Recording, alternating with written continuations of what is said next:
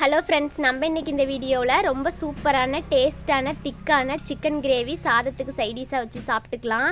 ரொம்ப சூப்பராக இருக்கும். நம்ம எப்படி செய்கிறதுன்னு பார்க்கலாம் வாங்க. நம்ம வீடியோக்குள்ளே போகிறதுக்கு முன்னாடி நம்ம சேனலை சப்ஸ்கிரைப் பண்ணலைன்னா சப்ஸ்கிரைப் பண்ணிக்காங்க. அப்போ தான் நான் அடுத்தடுத்து போடுற வீடியோ உங்களுக்கு நோட்டிஃபிகேஷனாக வரும். கடாய் ஹீட் ஆனதும் தேவையான அளவு எண்ணெய் சேர்த்துக்கலாம். எண்ணெய் சூடானதும் 2 துண்டு பட்டை, 5 கிராம்பு, 1 ஸ்பூன் கசகசா, 1 ஸ்பூன் சோம்பு சேர்த்துக்கலாம். சோம்பு வெடித்ததும் 4 மீடியம் சைஸ் பெரிய வெங்காயத்தை இந்த மாதிரி பொடி பொடியாக நறுக்கி சேர்த்துக்கலாம். கூடவே 2 கொத்து கருவேப்பிலை, ஒரு 3லேருந்து 4 பச்சை மிளகாவை இந்த மாதிரி கீறி சேர்த்துக்கலாம்.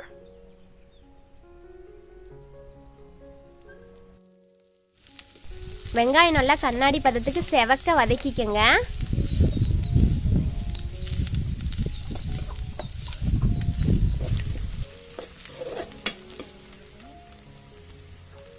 வெங்காயம் நல்லா வதங்கிடுச்சு. வெங்காயம் நல்லா வதங்கின பிறகு 2 ஸ்பூன் இஞ்சி பூண்டு பேஸ்ட்டு சேர்த்துக்கலாம்.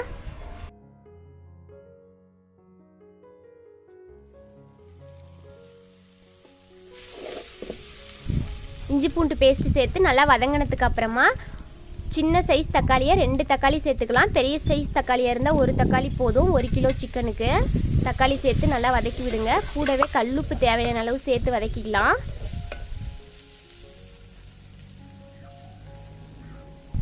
வெங்காயம் தக்காளி வதங்கிறதுக்கு மட்டும் 1 ஸ்பூன் கல்லுப்பு சேர்த்துக்கிறேன். நல்லா வதங்கி மசிஞ்சு வரும்.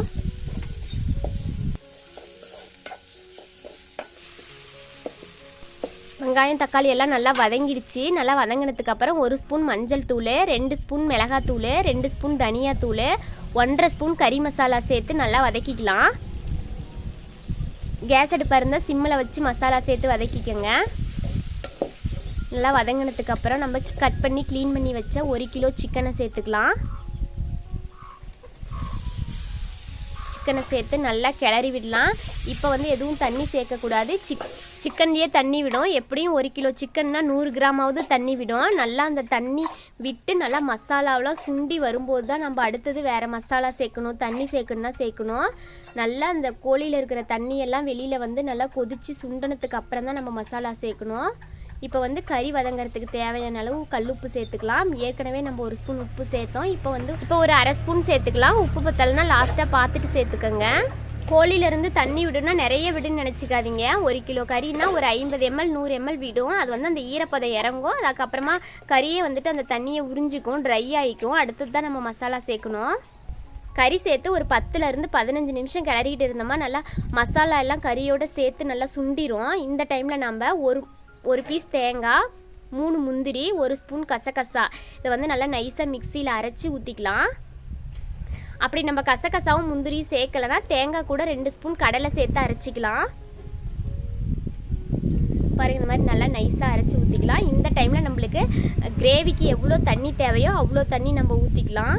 கிரேவி நல்லா திக்காக வேணும்னா தண்ணி கொஞ்சம் கம்மியாக வச்சுக்கோங்க. நல்லா சாதத்தில் நல்லா பிசைஞ்சு சாப்பிட்ற மாதிரி வேணும் அப்படின்னா தண்ணி கொஞ்சம் அதிகமாக சேர்த்துக்கோங்க. நான் நாட்டுக்கோழி எடுத்துக்கிட்டதுனால நான் தண்ணி கொஞ்சம் அதிகமாக சேர்த்துக்கிறேன். இதே பிராய்லர் கோழியாக இருந்தால் தண்ணி கொஞ்சம் கம்மியாக வச்சோமா சீக்கிரமாகவே அது வெந்துடும். இது கொஞ்சம் வேகிறதுக்கு லேட் ஆகும். அதனால் தேவையான அளவு தண்ணி சேர்த்து கிளறி விடலாம்.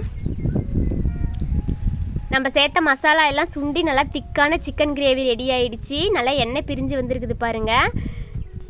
இன்னும் கொஞ்சம் தண்ணி மாதிரி சாதத்தில் பிசைஞ்சு சாப்பிட்ற மாதிரி வேணும் அப்படின்னா இன்னும் ஒரு 5 நிமிஷம் முன்னாடியே இறக்கிடலாம். இப்போ கறியும் நல்லா வெந்துருச்சு, எண்ணெயெல்லாம் பிரிஞ்சு வந்துருச்சு பாருங்கள். இந்த டைமில் நல்லா கிளறி விட்டுட்டு இறக்கிறதுக்கு ஒரு 2 நிமிஷம் முன்னாடி நம்ம பட்டை தூள் சேர்த்துக்கலாம். பட்டை தூள் நம்ம கடையில் பட்டை வாங்கி நம்ம மிக்சி ஜாரில் போட்டு அரைச்சி எடுத்துக்கிட்டது. இது வறுக்க தேவையில்லை, அப்படியே முழு பட்டையாகவே போட்டு அரைச்சிக்கலாம்.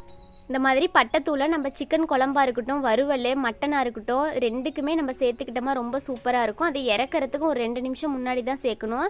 இது சேர்த்து நல்லா கிளறி விட்டுட்டு இறக்கணுமா சிக்கன் குழம்பா இருக்கட்டும், வறுவலாக இருக்கட்டும், அவ்வளோ சூப்பராக வாசனையாக டேஸ்டியாக இருக்கும். நீங்களும் கண்டிப்பாக ட்ரை பண்ணி பாருங்கள். இந்த பட்டை பொடியை ரொம்ப அதிகமாக சேர்க்கக்கூடாது. 1 கிலோ சிக்கனுக்கு 1/4 ஸ்பூனுக்கும் கம்மியாக தான் சேர்க்கணும். ரொம்ப அதிகமாக சேர்த்தோம்னா வயிறு எரிய ஆரம்பிச்சுக்கும். அதனால் அளவு பார்த்துட்டு சேருங்க. பட்டை தூள் சேர்த்து 2 நிமிஷம் கிளறி விட்டுட்டு மல்லி இலை தூவி இறக்கிடலாம்.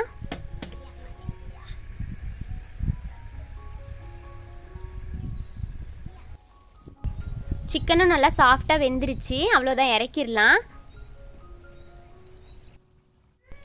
கமகமன் நல்லா வாசனையான திக்கான சிக்கன் கிரேவி ரெடி ஆயிடுச்சு. பார்க்கும்போதே சாப்பிடணும் போல் ஆசையாக இருக்குது. நீங்களும் வீட்டில் கண்டிப்பாக இந்த மாதிரி ட்ரை பண்ணி பாருங்கள். வீடியோ கடைசி வரைக்கும் ஸ்கிப் பண்ணாமல் பார்த்ததுக்கு தேங்க்யூ ஃப்ரெண்ட்ஸ்.